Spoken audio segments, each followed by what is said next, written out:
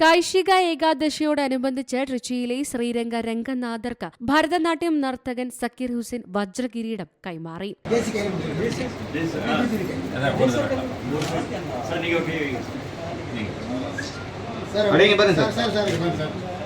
പിന്നാടി പോകാൻ കൊഞ്ചനെ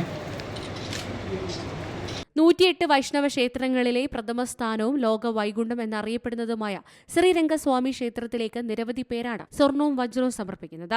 3160 ക്യാരറ്റ് മാണിക്യം, 600 വജ്രങ്ങൾ, മരതകം എന്നിവയാൽ അലങ്കരിച്ചിരിക്കുന്ന കിരീടത്തിന്റെ പണി 8 വർഷം മുമ്പാണ് ആരംഭിച്ചത്. മുസ്ലിങ്ങളും ഹിന്ദുക്കളും തമ്മിൽ തനിക്ക് വിവേചനമില്ലെന്നും പെരുമാളിനോടുള്ള ഭക്തിയാണ് കിരീടം സമ്മാനിക്കാൻ പിന്നിലെന്നും സക്കീർ ഹുസൈൻ പ്രതികരിച്ചു. இப்படியெல்லாம் இஸ்லாமியர் இந்து அது மாதிரிலாம் நாங்கள் பிரிச்செல்லாம் பார்க்குறது. எனக்கு ரங்கநாதரை பிடிக்கும். உங்கள் எல்லாருக்குமே தெரியும், ரங்கநாதர் கோவில் தான் எனக்கு பிரதானமான தெய்வம்.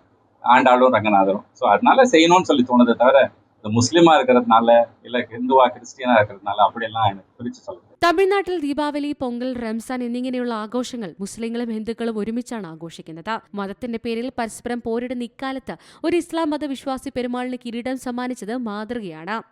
National desk, Zee Malayalam news. പുതിയ വാർത്തകളും വിശേഷങ്ങളും ഇനി വിരൽ തുമ്പിൽ. എല്ലാ ഡിജിറ്റൽ പ്ലാറ്റ്ഫോമുകളിലും ഇപ്പോൾ സീ മലയാളം ന്യൂസ് ലഭ്യം.